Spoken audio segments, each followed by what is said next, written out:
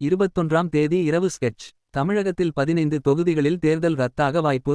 டெல்லிக்கு ரிப்போர்ட். தமிழக சட்டமன்ற தேர்தல் களம் தற்போது இறுதிக்கட்டத்தை எட்டியுள்ள நிலையில் தேர்தல் ஆணையம், வருமான வரித்துறை மற்றும் பறக்கும் படையினர் தீவிர கண்காணிப்பில் ஈடுபட்டு வருகின்றனர்.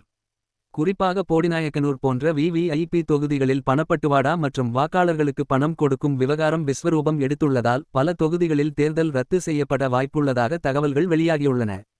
தமிழக அரசியலில் பெரும் அதிர்வலைகளை ஏற்படுத்தியுள்ள இந்த சம்பவங்கள் குறித்த சில எக்ஸ்க்ளூசிவ் தகவல் ஒன்று நமக்கு கிடைத்துள்ளது. தமிழக சட்டமன்ற தேர்தலுக்கான வாக்குப்பதிவுக்கு இன்னும் 4 நாட்களே இருக்கின்றன.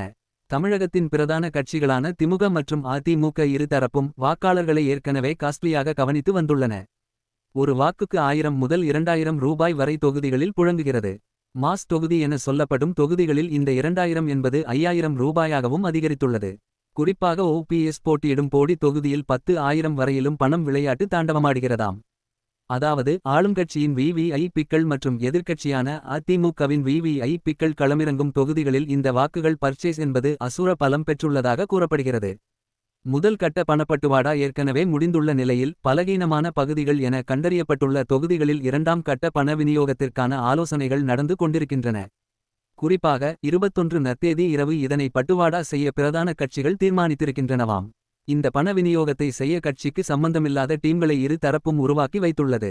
அந்த டீம் தான் கடைசி கட்டத்தில் களமிறக்கப்படவுள்ளனர்.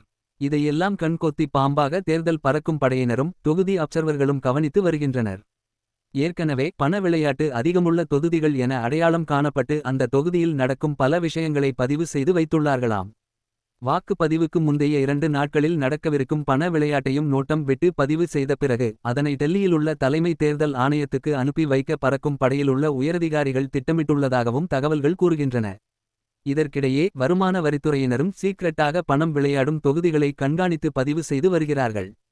அதனை பறக்கும் படையினருக்கும் தெரிவித்து வருகிறார்கள். இந்த நிலையில் தமிழகம் முழுவதும் 15க்கும் மேற்பட்ட முக்கியமான பல தொகுதிகள் தலைமை தேர்தல் ஆணையத்தின் ரேடார்களில் இருப்பதால் கடைசி கட்ட பண விநியோகத்தை பிடித்து அந்த தொகுதிகளில் தேர்தலை நிறுத்தி வைக்கும் யோசனையும் டெல்லிக்கு இருப்பதாக தகவல்கள் தெரிவிக்கின்றன. ஜனநாயகத்தின் அடிப்படையையே கேள்விக்குறியாக்கும் இந்த பண விநியோகத்தை தடுக்க தேர்தல் ஆணையம் எடுக்கும் அதிரடி நடவடிக்கைகள் அரசியல் வட்டாரத்தில் பெரும் பதற்றத்தை உருவாக்கியுள்ளன. தேர்தல் நியாயமாக நடக்குமா அல்லது பண பலம் மீண்டும் ஒருமுறை ஜனநாயகத்தை வெல்லுமா என்பது இன்னும் சில நாட்களில் தெரிந்துவிடும். ஆணையத்தின் இந்த கிடுக்கிப்பிடி விசாரணை தமிழக தேர்தல் வரலாற்றில் ஒரு முக்கிய திருப்புமுனையாக அமையக்கூடும்.